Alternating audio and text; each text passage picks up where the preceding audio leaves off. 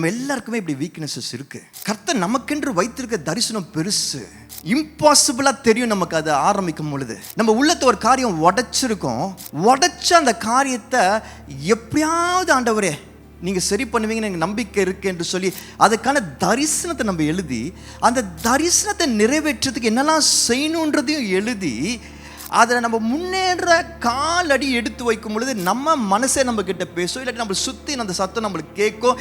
எப்பயாவது அந்த விஷயங்கள் நம்மளை டிஸ்கரேஜ் பண்ணுற மாதிரி, டவுட் படுற மாதிரி நம்மளை சுற்றி நடந்துகிட்டே இருக்கும். பாருங்க, இன்னைக்கு ஏன் நம்மளால இதை நம்ம பீட் பண்ணி நம்மளால நம்மளுடைய ஆஃப் வே மார்க்குக்கு வர முடியல தெரியுமா?